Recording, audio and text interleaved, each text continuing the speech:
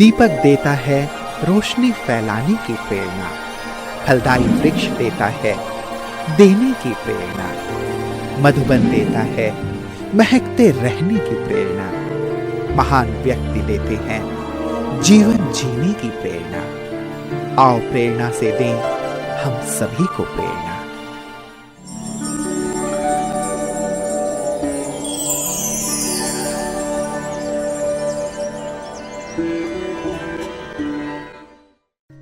संगारेड्डी तेलंगाना राज्य का एक जिला है। ये ग्रेटर हैदराबाद नगर निगम के आधिकारिक क्षेत्र में आता है। इसका नाम शासक सांगा के नाम पर रखा गया था। संगारेड्डी ब्रह्मा कुमारी ईश्वरीय विश्वविद्यालय की मुख्य संचालिका हैं राजयोगिनी सुमंगला दीदी जी। आपका जन्म 1975 में नागपुर में हुआ। बचपन से ही आपको चित्रकला, नृत्य कला और खेलकूद में विशेष रुचि थी। आप साफ दिल, रहमदिल, उदार और दयालु प्रकृति की आत्मा हैं।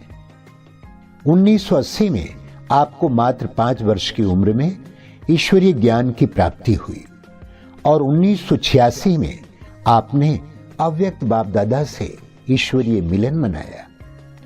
1987 में आपने अपना जीवन परमात्मा की सेवा में संपूर्ण रूप से समर्पित कर दिया। तब से नागपुर, डेगलूर, बसवा कल्याण आदि स्थानों पर सेवाएं देते हुए 1998 से संगारेड्डी में अपनी सेवाएं प्रदान कर रहे हैं। वर्तमान समय आप बीदर की क्षेत्रीय संचालिका भी हैं।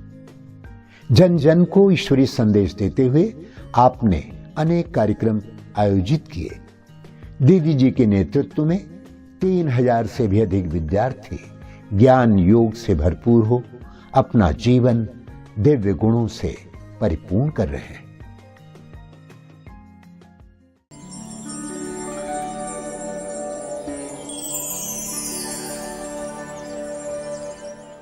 नागपुर में जब हम छोटे थे तो लौकिक परिवार में हमारे माता पिता जी उन्होंने जो गुरु किए हुए थे तो वो काफ़ी, जब भी वो आते थे तो लौकिक घर हमारे घर में ही रुकते थे।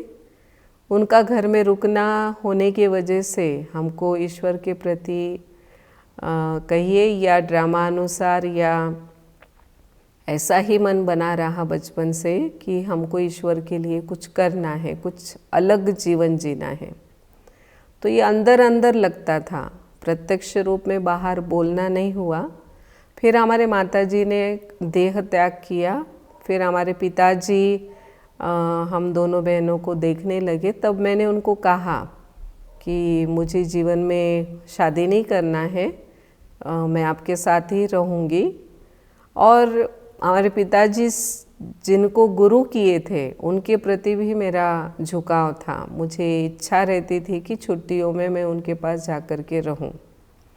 तो इस प्रकार से बचपन में जीवन रहा।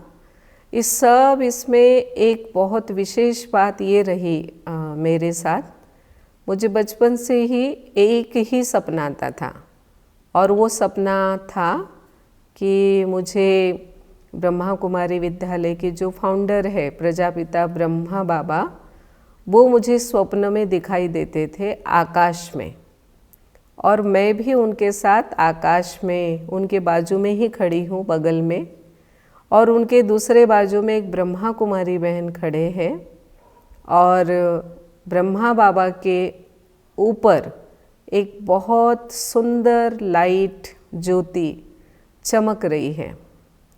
उस ज्योति से किरणें आते हुए मुझे नहीं दिखता था, लेकिन मुझे स्पष्ट ये दिखाई देता था कि ये ज्योति ही सारी शक्ति दे रही है, इसका सकाश ही सब कुछ कर रहा है। तो मुझे ये अनुभव बचपन में रहा और मैं ऐसा देखती थी कि बाबा आकाश में खड़े हैं और सारी दुनिया उनको देख रही है, और उसमें सभी धर्म के लोग हैं, हिंदू, मुस्लिम, सिख भाई, ईसाई भाई, सभी के चेहरे दिखते थे। और जैसे जैसे बाबा का वो सकाश फैलता था, वैसे वैसे सभी के चेहरे पर एक स्माइल आ रही है, एक आनंद आ रहा है, ऐसा मुझे दिखाई देता था।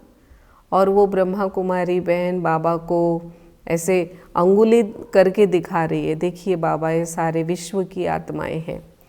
तो उससे मुझे बहुत माना सुकून मिलता था वो जब भी मुझे वो सपना आता था। फिर ऐसा रहा कि लौकिक में माताजी शरीर छोड़ने की वजह से नांदेड़ के पास देगलूर है, वहाँ आना रहा। और हमारे दूर के रिलेशन दादा दादी के पास रखेंगे, ऐसा कुछ प्रोग्राम था वो मुझे रखने का। लेकिन अचानक ही सेंटर पर रहना हुआ। और सेंटर पर रहने के बाद जब मैं पहले दिन सेंटर पर आई तो जहाँ पर मेडिटेशन क्लासेस होते थे, बाबा की मुरली चलती थी, वहीं पर रात को हमको रेस्ट करना था। तो मेरे साथ और भी छोटे बहनें थे। तो रात को करीब 1:30-2 बजे, करीब 2 बजे समझिए कि मुझे एकदम से मैं आँख खुल गई और मैं जहाँ पर शिव बाबा और ब्रह्मा बाबा की फ़ोटो लगी हुई थी उस तरफ मैं देख रही थी। तो वहाँ से मुझे दिखाई दिया, एक आवाज़ सुनाई दे रही थी मुझे कानों में, स्पष्ट था वो आवाज़, आओ बच्ची आओ, आओ बच्ची आओ। ऐसे 3 बार मुझे आवाज़ सुनाई दिया। और जहाँ फ़ोटो नहीं थी, जहाँ पर खाली दीवार थी सफ़ेद, वहाँ पर मुझे बाबा का चेहरा स्पष्ट दिखाई दे रहा था। तो ऐसा मेरा पहले दिन का सेंटर पर आने का अनुभव था। फिर बाद में मुझे कुछ दिनों के बाद एक स्वप्न आया जिसमें ब्रह्मा बाबा और शिव बाबा की लाइट और मैं एक बहुत बड़े पहाड़ी पर खड़े हैं। वो पहाड़ बहुत बड़ा है और बहुत ऊंचा है और उसमें दरार पड़ गई है और एक पहाड़ में 2 भाग हो गए हैं और दूसरा जो भाग है वहाँ पर सारी दुनिया खड़ी है और इधर का जो भाग है उसके ऊपर मैं खड़ी हूँ और बाबा खड़े हैं साथ में। और बाबा मुझे समझा रहे हैं कि बच्ची, इस जीवन में तुमको कोई भी मनुष्य आत्माओं से मदद नहीं मिलेगी। तुमको सारी दुनिया एक समय ऐसा आएगा कि सारी दुनिया एक तरफ रहेगी और तुम अकेली हो, ऐसा तुमको महसूस होगा। लेकिन बाबा साथ में खड़ा है। क्या तुम ये जीवन जी सकती हो? बाबा की सेवा कर सकती हो? बाबा सदा साथ हैं, ऐसे बाबा ने मुझे कहा। और मैंने बाबा को कहा, हाँ जी बाबा, जी बाबा। वो तब तो बहुत छोटी उम्र थी, समझ से परे था ये सब, लेकिन वो दिल में छप गया है वो जो स्वप्न है। और आज के जीवन में मैं यही महसूस करती हूँ कि सदा बाबा मेरे साथ हैं। फिर ऐसा रहा कि जैसे देगलूर में रहना हुआ, वहीं पर हमने हाई स्कूल का स्टडी और थोड़ा दिन हमने कॉलेज में भी हमने कुछ स्टडी किया। तो इस बीच में जब मैं 8th क्लास में थी तब ही मुझे मधुबन जाना हुआ। पांडव भवन में, ओम शांति भवन में बाबा से हम मिल रहे थे 86 में। और बाबा ने अपने हाथों से हमको टोली दिया था और बाबा ने कहा था, डबल फरिश्ता भव। तो उस समय शिलू दीदी जी बाजू में बैठे रहते थे और बाबा एक एक सेंटर के लोगों को मिलते थे। तो करीब हम 7-8 लोग ही थे और बाबा ने सबके प्रति ये वाक्य, उद्गार, महावाक्य अपने उच्चारण किए। और जैसे स्टेज पर हम गए तो बाबा ने यही उच्चारण किया और कहा, अच्छा, ऐसे बाबा ने कहा, दृष्टि दी और बाबा ने हाथ में टोली दिया। तो वो दिन हम कभी भूल नहीं सकते हैं। लेकिन उस समय मेरी अवस्था या ज्ञान को समझने की, वो जो छोटा बचपना होने की वजह से, एज कम होने की वजह से वो उतना समझ नहीं था। लेकिन आज वो सारी चीज़ें मुझे मदद करती है। याद करती हूँ तो ऐसा लगता है जैसे लाइफ की बहुत बड़ी प्रॉपर्टी बाबा ने मुझे गिफ्ट की है। सबसे सबकी मीठी दादी है दादी गुलजार जी का लास्ट प्रोग्राम संगारेड्डी सेंटर में हुआ था। संगारेड्डी सेंटर के इनॉग्रेशन के लिए दादी जी पधारे थे और उसमें बहुत सुंदर अनुभव रहा। जब दादी जी को हमने पहली बार मिलने के लिए मधुबन इनविटेशन देने के लिए गए थे, तो हमको एक सुंदर सा इनविटेशन कार्ड एक फ्रेम बना करके हम दादी के पास गए थे। दादी ने फ्रेम हाथ में पकड़ा और सिंपली मुझे ऐसे देखा और दादी ने बस ऐसे आंखों से इशारा किया ऐसे। तो दादी को मैंने कहा कि भाई दादी जी आपको आना है सेंटर का उद्घाटन के लिए। और दादी ने एक सेकेंड ऐसे देखा, बस 1 या 2 सेकेंड, और दादी जी ने तुरंत नीलू बहन को बुलाया और वो निमंत्रण उनके हाथ में देके कहा कि यहाँ का प्रोग्राम नीलू बहन आपको फाइनल करना है। तो इतना आनंद हुआ, इतना आनंद हुआ, माना बहुत इनोसेंट भाव से हम दादी के पास गए थे। किसी की प्रेरणा नहीं थी, हमारे बाबा की ही प्रेरणा थी वो। क्योंकि काफ़ी वर्ष जब भी मैं योग करने बैठती थी तो हमेशा सोचती थी बाबा हमारे सेंटर पर आए हैं और बाबा खुद बैठ करके मुझे दृष्टि दे रहे हैं, मुरली सुना रहे हैं। तो जब भी सुबह दरवाज़ा खोलते थे सेंटर का तो ऐसा ही खोलते थे कि दरवाज़ा खोला और पहले बाबा का सेंटर पर आगमन हुआ। तो करीब 17-18 साल मैंने ब्रह्मा बाबा का हमेशा वेलकम किया है। जब भी रात को 2 बजे उठ कर के या 2 बजे तक रात को हम योग करते थे तो साकार बाबा की बातें हमारे बड़े बहन जी जो संतोष दीदी बीदर के पहले इंचार्ज थे, उन्होंने यहाँ पे सेवाएं शुरू की। उन्होंने इतनी सारी बातें बड़े प्यार से श्रद्धा से हमको ब्रह्मा बाबा और मम्मा की बातें सुनाए हैं। वो सुनते सुनते ही मैं ब्रह्मा कुमारी बन गई। इसलिए विशेष मम्मा के लिए और बाबा के लिए हृदय में बहुत एक स्थान है, ऊंचा स्थान है। तो फिर दादी जी जब संगारेड्डी पधारे थे तो दादी जी और नीलू दीदी जी दोनों का जो अनुभव था, नीलू दीदी जी ने सारी बातें वहाँ पर संगारेड्डी में प्रोग्राम में माइक पर बताई थी। तो दादी जी को नीलू बहन जी ने पूछा कि दादी संगारेड्डी चलना है? तो दादी ने कहा हाँ चलना है। तो नीलू बहन जी ने कहा कि भाई ऐसे ऐसे कह रहे हैं। तो दादी ने कहा कि मैं बाबा को पूछ के आकर आपको बताती हूँ। तो अमृत वेला दादी जी ट्रांस में गए, बाबा को पूछा और बाबा ने दादी जी को कहा कि दादी आपको वहाँ जाना है, योग करना है, वहाँ के सेंटर पे दृष्टि दे के आना है, क्योंकि वहाँ पर विशिष्ट प्रकार की सेवाएं आगे चलकर होने वाली हैं। तो मैंने फिर माइक पे कहा कि बहुत बहुत धन्यवाद है जिन्होंने ये कहा कि भाई आपको संगारेड्डी जाने से पहले थोड़ा सोच ले दादी के हेल्थ को लेकर के। उनका बहुत बहुत धन्यवाद है, क्योंकि उनके ऐसे कहने के वजह से ही दादी बाबा के पास गए और बाबा को पूछा कि क्या करना है, और इसलिए बाबा का संदेश हमको प्राप्त हुआ। तो बहुत मैं उनका आभार, ज़िंदगी भर उनका एहसान नहीं भूल सकती हूँ, क्योंकि बाबा का जब मैसेज मिला और आज भी जब मैं याद करती हूँ, अभी भी बोलते समय मुझे गदगद हो रहा है अंदर हृदय। तो बाबा का बहुत दिल से धन्यवाद है, बाबा का आशीर्वाद है। और जब दादी गुलजार जी संगारेड्डी सेंटर पे थे तो वो रोज़ दादी जानकी जी को फ़ोन किया करते थे। तो मैं दादी के कमरे के बाहर जो दूसरा कमरा था वहाँ पे कुछ सेवा कर रही थी और दादी जी फ़ोन पर दादी जानकी जी को कह रहे थे कि यहाँ पर बहुत शांति लगी पड़ी है, स्वर्ग सा माहौल है और बहुत ठंडी हवा है। मैंने एसी भी चालू नहीं किया है। और उन्होंने कहा कि दादी आप इस सेंटर पर ज़रूर आना, आप यहाँ आने का प्रोग्राम ज़रूर बनाना। और ये सब मेरे कान में मुझे सुनाई दे रहा था।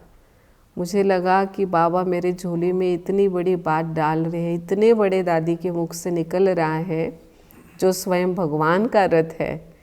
तो मुझे उससे दिन मालूम हो गया था कि दादी जानकी जी हमारे पास ज़रूर पधारेगी।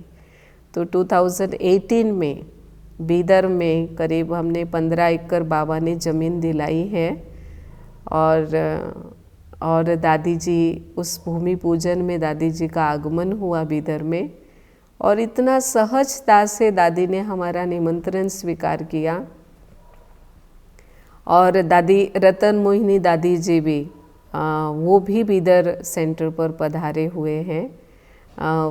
बहुत माना झोली में बाबा ने इतना कुछ दिया है कि उसको याद करते करते हम कई जन्म निकाल सकते हैं। एक बार का अनुभव है कि हमारे संतोष दीदी जी जो बीदर के इंचार्ज थे, अभी शरीर छोड़े हैं। शरीर जब उन्होंने छोड़ा तो उनका भोग लगाने के लिए जनवरी 18 को मैं आबू में थी। तो बहन जी ने शरीर छोड़ा 13 को, और कुछ आइडिया नहीं था कि कोई शरीर छोड़ता है तो अपनी अवस्था कैसी होनी चाहिए, क्या क्या होता है, माना जीवन के बारे में उतना अनुभव नहीं था। और बस बाबा सब करा रहे थे। तो बाबा से मिलने के लिए स्टेज पर जाना हुआ, और जब मेरा टर्न आया मैं किसी को भी नहीं देख रही थी। इवन जब मैं लाइन में खड़ी थी तो मैं सिर्फ पीछे से भी सिर्फ बाबा को ही देख रही थी। मुझे ऐसा लग रहा था आज बाबा मुझे जो कहेंगे, जो मुझे ताकत देंगे, वो मैं जीवन भर साथ में लेके चलूँगी। और मैं बाबा को प्रश्न पूछ रही थी कि बाबा एक सेंटर चलाना ही इतना चैलेंजिंग है, आप इतना विश्व में कैसे सभी बहनों को आप ऐसा क्या देते हैं जो सारे बहनें इतने आराम से चल रहे हैं, मुझे भी ऐसे ही आराम से चलना है। तो क्या है बाबा आपके पास कमाल, कौन सी जादू है?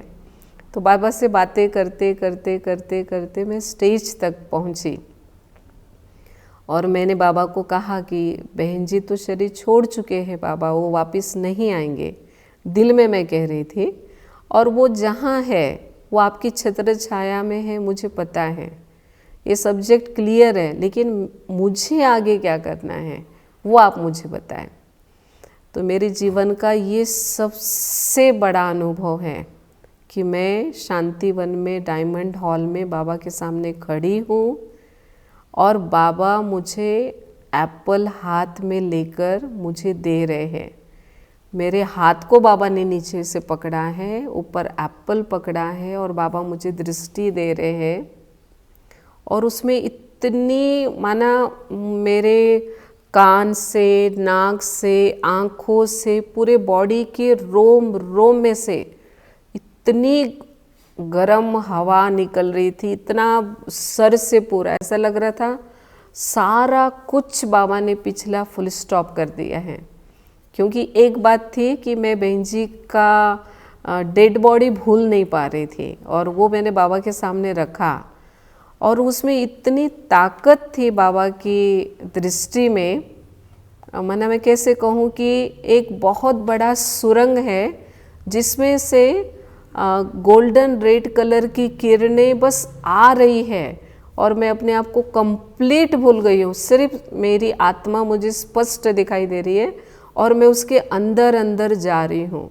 और वो एनर्जी इतनी आ गई थी मेरे अंदर, इतनी भर गई थी कि मैंने बाबा को बोला कि बाबा बस अब मैं शायद इस शरीर से ही मुक्त हो जाऊंगी, इतनी वो ताकत। और मैं अंदर गदगद होके गा रही थी, हाँ बाबा आप तो सागर है, आप तो प्रेम के सागर है, दया के सागर है, क्षमा के सागर है, करुणा के सागर है। ये मेरे अंदर से अपने आप निकल रहा था, आप कृपालु है, दयालु है। मैं बताने में इतना टाइम लग रहा है, लेकिन मेरा अनुभव जो था वो शायद आधा मिनट का होगा, लेकिन ऐसा था वो जैसे मैं युगों युगों का मेरा इच्छा स्वयं भगवान पूरा कर रहे हैं। वो मैं कभी नहीं भूल सकती हूँ। और उसके बाद मुझे 3 दिन तक ऐसा लगा, तुरंत उसके बाद, कि मैं ऐसे एक बहुत बड़ा, मेरे शरीर के साइज़ का एक बहुत बड़ा ऐसा गोलाकार और उसमें मैं चल रही हूँ और एकदम शीतल, मेरी आंखें तक बर्फ़ के जैसी ठंडी हो गई थी, एकदम मन शांत हो गया। उस दिन से मुझे बहन जी का डेड बॉडी याद तो रहेगा, लेकिन मुझे उसकी तकलीफ़ नहीं होती है। उसी सेकंड से मैं सब एकदम भूल गई, फुल स्टॉप लग गया मुझे। मैंने इसके लिए कोई प्रयास या कोई पुरुषार्थ ही नहीं किया है, कोई पुरुषार्थ नहीं। और वो एप्पल बाबा ने हाथ में रखा और वो एप्पल लाने के बाद क्लास में सभी को एक एक छोटा छोटा उसका दाना करके हमने सारे सेंटर्स पे, क्योंकि मेरे साथ प्रतिमा बहन जी भी खड़े थे, बीदर में ही दीदी रहते हैं, तो उनको भी मैंने आधा एप्पल भेजा। और वो मेरा जो अनुभव है वो मैं कभी भूल नहीं सकती हूँ। मेरा सबसे बड़ा पुरुषार्थ ये रहा है निमित्त भाव और निर्माणता, नम्र होकर के चले, किसी को दुख ना दे। इसलिए आज बीदर सेंटर पर करीब 400-450 हर गुरुवार को भोग बनता है, लेकिन एक भी मनमुटाव या क्लास में कोई माना कोई रूठा है, हम उनसे रूठे हैं, बड़े प्यार से कोई भी बात होती है तो आराम से बैठकर, माना हमने कभी दुख नहीं दिया है किसी को। और किसी को कोई प्रश्न भी है, कोई पूछना भी चाहता है, तो बड़े आराम से हमने सभी को गाइड किया है। तो उसके लिए विशेष विशेष धन्यवाद है बाबा की पालना का। लास्ट में मैं यही कहना चाहती हूँ, सारे ब्राह्मण परिवार के लिए एक छोटा सा संदेश देने के लिए कहा है। तो मेरे तरफ से मैं यही कहना चाहती हूँ कि किसी को रियलाइज़, उनकी गलती रियलाइज़ करने के लिए फोर्स ना करे, निमित्त मात्र समझाए, बताए और डिटैच रहे। जितना डिटैच रहेंगे उतना प्यार बना रहेगा। एक बात। दूसरी बात, जब तक हम आपस में एक दूसरे की छोटी सी भी कमियां, दूसरे शब्द में हम कह सकते हैं, हाँ हम इतनी सेवाएं कर रहे हैं, किसी की छोटी भी निंदा, हमको जब तक ये निंदा करना बंद नहीं करेंगे, है ना, छोटी सी भी, या कंपेयर करना, फिर उससे अंदर जो कुछ भी होता है, ये सारी चीज़ें हमको अपने अंदर लानी चाहिए। एक दूसरे के प्रति कंप्लीट हमारा रिगार्ड होना चाहिए, सम्मान होना चाहिए। वैसे हम 98% करीब सब हम ऐसे ही चलते हैं, लेकिन कभी कुछ होता है मिसअंडरस्टैंडिंग, तो उसको बाजू में रखकर बाबा ने जो हमको बताया है कि हम सभी बहुत अमूल्य, है ना, आत्माएं हैं, विशेष आत्माएं हैं, बस वही रेस्पेक्ट सभी के लिए रखें, इनसिक्योर ना हो, कंपेयर ना करें, और किसी भी प्रकार का कंपटीशन हमारा ना हो, क्योंकि हम वसुधैव कुटुंबकम बना रहे हैं। एक ही परिवार में कंपटीशन और कंपैरिजन नहीं होता है।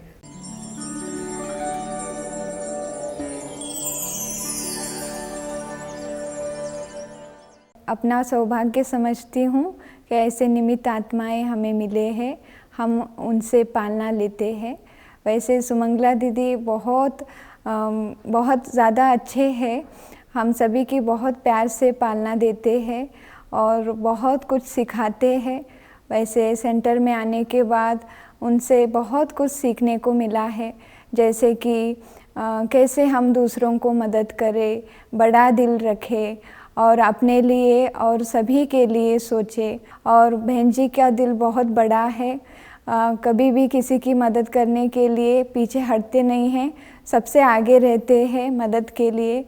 एक और जो भी सेंटर पे रहते हैं, बहनें हो या भाई हो, कोई भी हो, या फिर इवन क्लास में आने वाले भी हो, लेकिन वो कभी भी उनके पर्सनल लाइफ में भी कभी भी ऐसे अकेले महसूस नहीं करते। कभी भी कोई भी परिस्थिति आती है तो दीदी एक जैसे कि पहाड़ आकर के खड़ा हो गया, इस तरीके से महसूस करते हैं सभी भी। कई उनके लाइफ में देखा है कि जब भी कोई परिस्थिति आई तो पूरा दीदी पूरा परिवार के साथ जा कर के उनको मदद करते हैं। उनको कभी ये महसूस करने नहीं देते कि हम अकेले हैं या फिर हमारे साथ कोई नहीं है या फिर हमें अभी क्या करना चाहिए। इस तरीके से कभी भी महसूस नहीं होने दिया। जी की सबसे बड़ी विशेषता है सिखाने की, जैसे कि इंग्लिश सीखते रहो, आगे के लिए हायर एजुकेशन करो या आप ड्राइविंग सीखो, कार आदि सीखो। हम सभी बहनों को सब कुछ आना चाहिए, हम किसी पर डिपेंड नहीं होना चाहिए। अकाउंट सीखो, ऐसे बैठे नहीं रहने आता है, सीखो। पैसे जाते हैं तो कोई खर्चा नहीं, लेकिन बाबा के यज्ञ को हमको सुरक्षित रखना है तो हम सभी को सब कुछ आना चाहिए। ये सबसे बड़ी विशेषता। और बहन जी बाहर कहाँ भी घूमने आदि भी जाते हैं तो अकेले नहीं, हम सभी बहनों को साथ में लेकर जाते हैं। सब कुछ देखो, सिर्फ सेंटर पर रहने से हमको ऑलराउंड डेवलप नहीं हो सकते, दुनिया भी देखो, उससे भी कुछ सीखिए। दोनों दीदियों के साथ में रहता हूँ। खासकर मैं सुमंगला दीदी की विशेषता बताना चाहूँगा। तो मैं जब ज्ञान में फर्स्ट टाइम आया, जब माँ मेरी लौकिक माँ शरीर छोड़ी थी, उस समय उस शरीर छोड़ने के बाद सेंटर पे मैं आया, तब मैंने यह अनुभव किया कि उनके साथ जैसे लौकिक माँ का जैसा प्यार रहता है वैसा यही दीदियों का प्यार मुझे मिलता रहा है। और मैंने उनके अंदर विशेषता देखी है कि हमेशा वो कभी भी कोई सेवा हो या कोई परिस्थिति आती हो तो उसमें सहज रीति से हमारी बात सुनते हैं और उसमें हमें आगे बढ़ने के लिए अच्छे संकल्प, अच्छे विचार देते हैं। और ऐसे ही सुमंगला बहन जी ने भी पालना दिए हैं, बहुत प्यार से चलाए हैं, प्यार से पालना भी दिए हैं। मैंने कभी भी ऐसा फीलिंग नहीं हुआ कि मैंने कुछ लौकिक जीवन में भी कुछ टेंशन, कुछ जॉब फीलिंग, वो सब कभी भी होने नहीं दिया। तो बहुत प्यार से मम्मा बाबा की पालना की अनुभव होता था दीदी से। ऐसे ही चलाए हैं और ऐसे आगे भी बढ़ाए हैं। मैं 2012 से सरेंडर होकर भी रह रहा हूँ संगारेड्डी सेंटर में।